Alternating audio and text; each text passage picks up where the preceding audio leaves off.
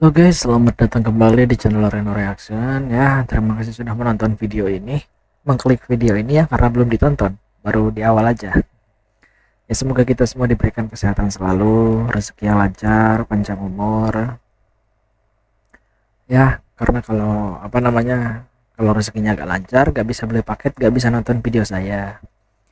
Kalau nggak panjang umur ya belum nonton video saya yang baru. Kalau nggak sehat ya, kalau lagi sakit kan nonton HP itu gak enak gitu. Ya intinya semoga kita diberi kesehatan selalu, rezeki yang lancar dan panjang umur ya guys ya. Tanpa banyak basa-basi, langsung mari saja kita ke videonya.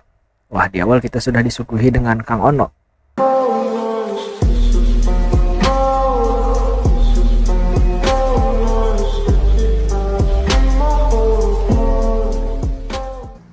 Jumlah angkatan kerja di Jawa Barat dari 50 juta penduduk, angkatan kerjanya itu 26,8 juta. Jadi artinya jumlah penduduk Jawa Barat ini lebih dari 50% adalah angkatan kerja. Dari 26,8 ternyata 6,74% atau setara dengan 1,8 juta orang yang tidak mempunyai pekerjaan. Berarti artinya wong enom ning Jawa Barat akeh sing nganggur. Bener beli? 1,8 juta angka ning Jawa Barat ini tertinggi secara nasional. Jadi artinya Jawa Barat adalah provinsi dengan jumlah pengangguran yang tertinggi di seluruh Indonesia. Nah, angka itu pada saat atau bertepatan Pak KDM jadi gubernur. Jadi angka 1,8 juta itu bertepatan dengan Pak KDM dilantik, Luki Hakim dilantik. Nah, ini pirang bulan berarti Ki? Bulan apa kini? 8, berarti 6 bulan, 6,5 tahun menjabat. Kira-kira angka pengangguran naik apa wis turun? Malah naik. Ya, Jadi dermaya wis akeh pabrik. karena itu pabrik Mas. Oh, Pun makin aja wong reang. genae wong rea. Jadi gini, kalau yang saya tangkap ya, kan Kang Ono Surono bilang ketika gubernur yang sekarang dilantik yaitu KDM, ketika KDM dilantik itu angkanya sudah ada di 1,8 katanya ya, kalau nggak salah 1,8 tadi ya. Yang berarti dari sebelum KDM dilantik juga ya memang sudah segede itu gitu. Nah, kalau misalkan alasannya karena angka pengangguran di Jawa Barat ini semakin tinggi karena misalkan banyak tambang-tambang yang ditutup gitu kan, sehingga banyak anak muda yang tidak bisa bekerja di tambang gitu ya. Apalagi yang pekerja tambang yang tadinya orang Jawa Barat bekerja di tambang lalu terpaksa di PHK karena tambangnya ditutup. Nah, itu bukan salah Kang Deddy Mulyadi, tapi salah tambangnya karena yang tambangnya itu ilegal gitu, tidak bersurat, tidak berizin gitu. Ditambah lagi merusak ekosistem. Kang Deddy Mulyadi itu bukan cuman semena-mena menutup tambang ilegal gitu, karena dari tambang ilegal itu menyebabkan ekosistem yang buruk gitu ya, memberikan dampak negatif pada ekosistem. Nah, itulah alasan Kang Deddy Mulyadi menutup tambang-tambang ilegal. Kalau misalkan alasan pengangguran semakin tinggi itu karena banyak tambang ilegal yang ditutup, yang namanya ilegal ya nggak boleh lah, pasti ditutup gitu. Dan sekali lagi saya tegaskan bahwa di sini Kang Ono Surono bilangnya angka tinggi tadi begitu KDM dilantik, yang berarti dari sebelum KDM dilantik juga emang udah tinggi gitu. Nah, kok yang dikritik KDM gitu, dan yang namanya mengkritik yang mengasih solusinya apa gitu dari Kang Ono Surono. Ini langsung dari akun Ono Surono gitu, yang berarti Ono Surono ini hanya menampilkan kritikannya saja, solusinya tidak ditampilkan. Ya kalau kata saya mah habis ini bikin video baru lagi ya untuk Kang Ono Surono, bikin video tentang solusinya gimana gitu untuk Kang Deddy Mulyadi gitu kan. Kan yang namanya mengkritik harus ada solusinya juga gitu. Guys. KDM ngaku bisa bicara dengan Nyi Roro Kidul. Bahaya banget nih guys. kita mesti hati-hati kalau ngeritik KDM, karena backingannya bukan cuma pusat, tapi penguasa alam gaib. Jangan dibully ya guys, ini ilmu leluhur. Jadi makongnya KDM itu sudah tinggi, jadi sudah setingkat dengan Mama Gufron. Nanti dia bisa ngobrol sama semut, sama jendela, sama payung, sama sendal jepit. Jadi hatinya itu sudah kasar guys, sudah bersih, suci dari kotoran-kotoran duniawi. Jangan dibilang sirik ya guys. Jadi ini adalah kearifan budaya lokal. Dan KDM ini melakukan ini buat Jawa Barat, karena pada tingkatan suluk tertentu dia bisa seperti Prabu Siliwangi, ya, menghilang, menghancurkan Pajajaran ketika diserang oleh Banten, ya kan? Mungkin nanti dia bisa memindahkan Gedung Putih di Washington DC ke Gedung Sate di Bandung. Sekejap mata. Nah, sosok Nyi Roro Kidul bagi KDM itu sangat penting guys, karena dia menghubungkan dua budaya langsung, yaitu budaya Jawa dan budaya Sunda yang sudah menyilang kuat di Jawa Barat. Dalam Babat Pajajaran, Prabu Siliwangi itu dianggap sebagai benteng budaya Sunda yang menjaga identitas leluhur dari perubahan zaman. Nah, KDM ini kan selalu dikaitkan dengan Prabu Siliwangi, dianggap sebagai titisannya. Nah, ternyata ada hubungannya dengan Nyi Roro Kidul guys. Jadi Nyi Roro Kidul adalah anak dari Prabu Siliwangi, yaitu Putri Kardita, yang diusir atau diasingkan karena perselisihan keluarga. Nah, dalam budaya Jawa ada yang namanya Darmo Gandul, Selat Darmo Gandul, berisi tentang percakapan Prabu Brawijaya dengan Sabdo Palon, yaitu penasehat dari Prabu Brawijaya, yang menolak ajakan tuannya untuk masuk Islam dan berjanji akan kembali 500 tahun lagi untuk mengembalikan budaya nenek moyang. Jadi Darmo Gandul itu ditulis di abad ke-15 dan sekarang sudah di abad 20, jadi kira-kira sekarang lah guys. Makanya banyak orang menghubungkan dengan ramalan Darmo Gandul. Nah, hubungannya dengan Nyi Roro Kidul, dalam budaya Jawa, Nyi Roro Kidul itu dianggap sebagai pelindung dari raja-raja dan keraton Mataram. Jadi dengan memasukkan sosok Nyi Roro Kidul, KDM itu bisa masuk langsung ke dalam dua budaya, yaitu budaya Jawa dan budaya Sunda, menjadi titisan Prabu Siliwangi dan titisan Sabdo Palon, yang fungsinya untuk mengembalikan budaya leluhur dari pengaruh-pengaruh budaya Islam atau budaya luar. Karena kalau kita perhatikan, dalam percakapannya kan jelas sekali, dia ditagih janji, berarti kan menerima titah. Ini tidak main-main saudara, berarti kan dia mengabdi kepada Nyi Roro Kidul. Gimana guys, kalian setuju nggak dengan analisa saya? Tulis di kolom komen. Saya nggak setuju, karena Kang Didi menyebutkan ditagih janji itu hanya paribasa gitu. Kalau orang Sunda, kamu kan bukan orang Sunda, jadi nggak tahu kalau kata orang Sunda itu paribasa, bukan peribahasa. Beda lagi, peribahasa dengan paribasa beda. Paribasa jelema Sunda teh kumahanya, hanya paribasa lah, mengibaratkan gitu. Jadi bukan semena-mena beneran ditagih anjir. Emang beneran KDM manusia biasa bisa ngobrol dengan Nyi Roro Kidul gitu kan? Enggak gitu, ini hoax gitu ini teh. Ya omongan Kang Deddy Mulyadinya enggak hoax gitu ya, cuman maksud saya beliau menyebarkan narasi yang menimbulkan provokasi. Ya simpelnya gini aja lah, pertanyaan dari saya mah, itu KTP itu angin udah dibikinin KTP belum? Udah itu aja pertanyaan saya mah. Kalau misalkan belum kan kasihan gitu kan, masih masih kesana kesini anginnya gitu. Selama Mas Anies mimpin, sering sekali DKI menerima indeks polusi tertinggi di dunia. Bagaimana dengan anggaran 80T, Pak Anies sebagai gubernur tidak dapat berbuat sesuatu yang berarti untuk mengurangi polusi. Polusi udara tak punya KTP, angin tak ada KTP-nya. Angin itu bergerak dari sana sini. Ketika anginnya bergerak ke arah Lampung, ke arah Sumatera, ke arah Laut Jawa, di sana tidak ada alat monitor, maka tidak muncul. Ya susah kalau kita menyalahkan angin dari mana saja ya. Nah ini kan, jadi maksud saya itu kapan gitu si angin ini dibikinin KTP biar gak jalan ke sana sini gitu kan, biar gak disalahin mulu si anginnya kan. Susah gitu kalau menyalahkan angin gitu kan, karena angin gak punya KTP. Makanya pertanyaan saya kapan dibuatin KTP gitu ya. Aduh, ada-ada saja ya pendukung Abah ini, anak Abah ini, Abah Anies Baswedan ya. Aduh, anggota dewan dari fraksi PKB ini sudah mulai memperlihatkan sikap tidak sinkronnya terhadap Kang Deddy sejak perubahan dana hibah, dan sekarang aspirasinya terhadap gugatan PT UN. Di akhir penyampaiannya itu ada hal ganjil yang diutarakan di ruang sidang tersebut, yang menurut saya ungkapan tersebut tidak semestinya disampaikan di ruang sidang, karena di ruang itu adalah tempat terhormat yang membahas segala aspirasi dan persoalan rakyat. Sementara anggota dewan ini mengutarakan hal yang berhubungan dengan emosi pribadi. Di ruang yang terhormat itu, anggota dewan ini menyampaikan bahwasanya KDM bercanda tidak mau dipanggil gubernur, tapi raja.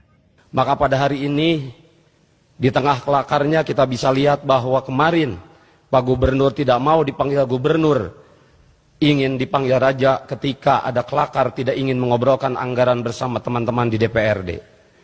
Maka pada kali ini di tengah kelakar berikut keseriusan, kita yang ada di sini bukanlah anggota DPRD, tapi para waliullah yang akan selalu ada membisiki para raja.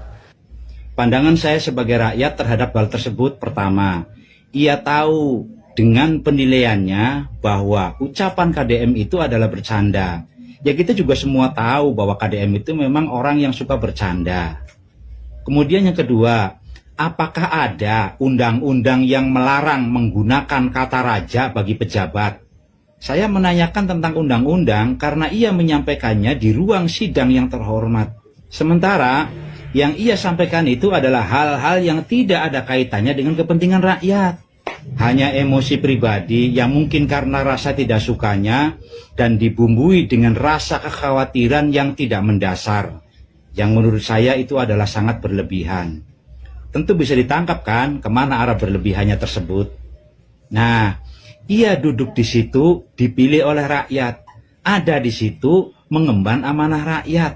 Digaji dengan uang rakyat. Maka tidak semestinya membahas hal-hal yang tidak ada kaitannya dengan rakyat. Apalagi hal-hal yang bersifat emosi atau sentimen pribadi. Yang ketiga, jika bercandanya seorang gubernur menggunakan kata raja melanggar undang-undang, maka anggota dewan ini pun melanggar undang-undang karena sudah menyebut dirinya dan anggota dewan adalah wali. Orang yang mempunyai kedudukan tinggi di sisi Allah. Lebih tinggi kedudukannya dari raja di dunia.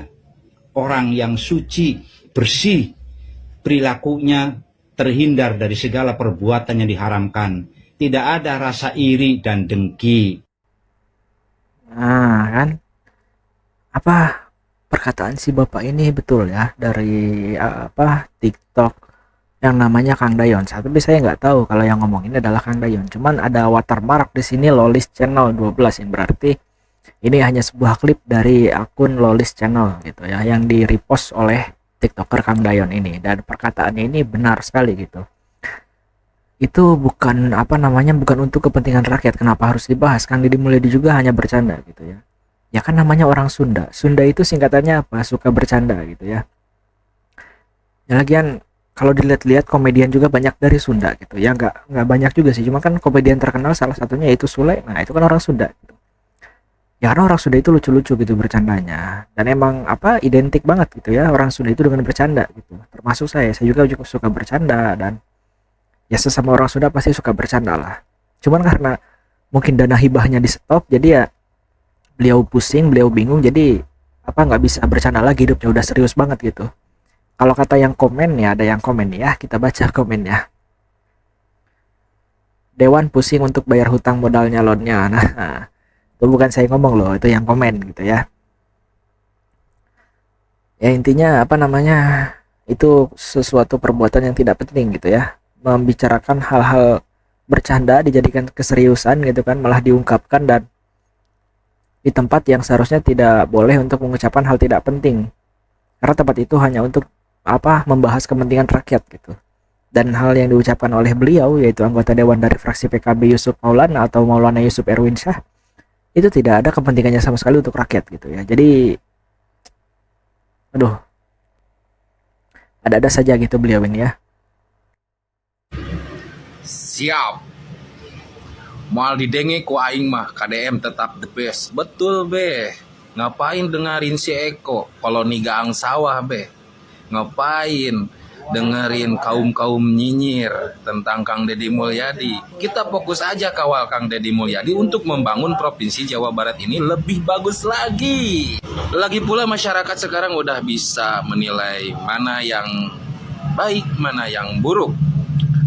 Perihal pemberitaan miring tentang Kang Deddy Mulyadi, sekarang udah ada penjelasan dari media sosial ataupun di konten-kontennya Kang Deddy Mulyadi. Kita nggak perlu percaya sama orang-orang yang ingin menjatuhkan citra nama Kang Deddy Mulyadi di media sosial ini ya be. Karena sosok Kang Deddy Mulyadi sebagai Gubernur Jawa Barat tidak ditemukan di sosok gubernur-gubernur yang pernah menjabat di Jawa Barat ini. Makanya saya juga berani menyuarakan apa yang dilakukan sama Kang Deddy Mulyadi. Berani meng-counter-attack orang-orang yang nyinyir kepada Kang Deddy Mulyadi. Apa salahnya kita mendukung Kang Deddy Mulyadi mempertahankan yang sudah ada di Jawa Barat ini, daripada kita harus mempertahankan orang-orang yang hanya nyinyir kepada Kang Deddy Mulyadi ataupun anggota para dewan yang suka memframing Kang Deddy Mulyadi atas kebijakannya. Kalau perlu nanti pas acara 5 tahunan pilkada di Jawa Barat, kita pilih gubernur sama presiden aja, nggak perlu kita dukung anggota legislatif. Kalau pekerjaannya tidak satu visi satu misi dengan kepala daerah yang ingin memajukan Provinsi Jawa Barat ini. Oke selamat malam dan terima kasih udah berkomentar di video saya. Semoga sehat selalu Iya, saya juga setuju ya. Kita setuju dengan pernyataan si Akang ini. Daripada kita ngurusin penyinyir terus ya, ngabisin waktu kita, ngabisin tenaga kita gitu. Biarin aja si penyinyir itu nanti juga capek sendiri gitu. Lagian Kang Deddy Mulyadi juga sudah memberikan penjelasan yang lebih masuk logika daripada penyinyir gitu ya. Yang nyinyir tanpa data, tanpa landasan dan tidak masuk logika sama sekali gitu, guys. Ya contohnya kayak si Eko Widodo tadi nggak masuk logika sama sekali gitu ya. Kritikannya beliau. Walaupun itu disebut kritik, ya itu kalau kata saya mah jatuhnya bukan kritik gitu, malah nyinyir karena tidak memberikan solusi dan hanya mengkritik personal brandingnya Kang Deddy Mulyadi gitu. Nah, saya setuju dengan yang diatakan Abang Ojol ini ya, karena beliau pakai jaket hijau ya, seperti jaket Grab, jadi saya sebut Abang Ojol aja. Nama TikToknya juga Hengki Ojol gitu kan, emang Ojol ya dia. Ya semangat untuk Bang Hengki ya, saya setuju dengan pernyataan Bang Hengki dan kalian juga berkomentar di video saya apakah kalian setuju dengan pernyataan Bang Hengki ini atau tidak gitu. Seorang anggota DPRD Jawa Barat tidak suka ada orang yang menyebut KDM raja atau KDM yang menyebut dirinya raja, sehingga dia menasbihkan anggota DPRD sebagai waliullah pembisik para raja. Saya mohon maaf sebelumnya, ya kami mohon maaf karena kami sekarang ini tidak lagi memfungsikan Bapak sebagai pembisik para raja karena kami sudah bisa menyuarakan suara kami sendiri. Bukan sekedar berbisik, tapi kami bicara, bahkan berteriak. Ya kalau jaraknya jauh gitu, Pak Dede, itu berteriak. Ya kenapa? Ya karena seperti yang sudah-sudah, suara kami itu tidak terbisikkan kepada para raja. Entah kenapa para waliullah ini seringnya menyuarakan suara sendiri atau suara partainya atau suara golongannya. Lalu kemana suara kami? Tuh, ya. Ada peribahasa zaman dulu, kalau titip uang itu bisa kurang, kalau titip omongan bisa nambah. Nah mungkin kalau titip uang bisa kurang masih berlaku ya. Tapi kalau titip omongan bisa nambah kayaknya sudah tidak berlaku. Karena boro-boro nambah tersampaikan pun tidak.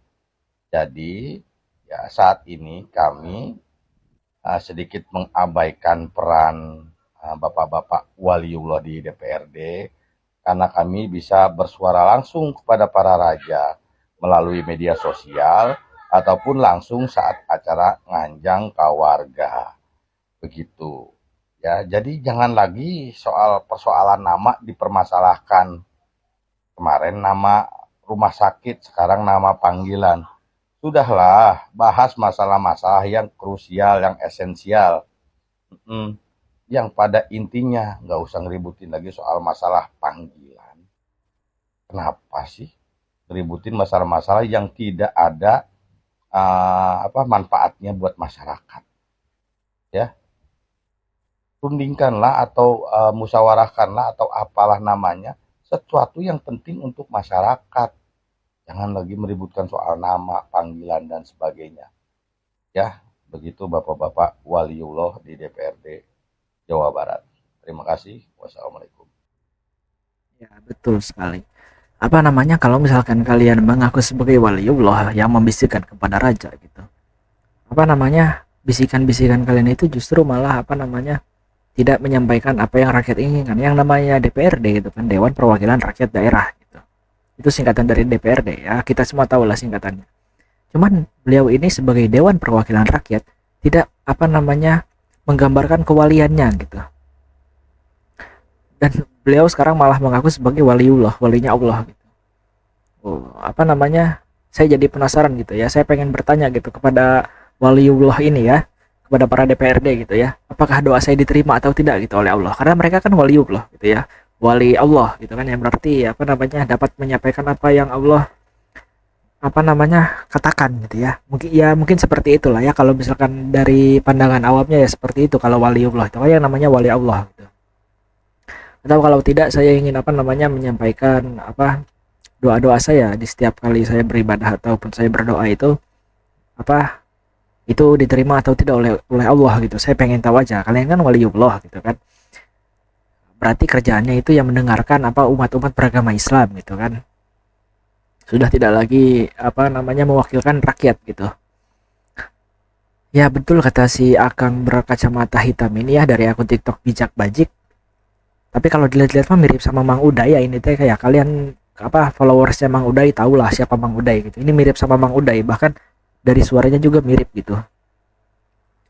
Ya sepertinya ini akun Mang Uday yang lain gitu ya.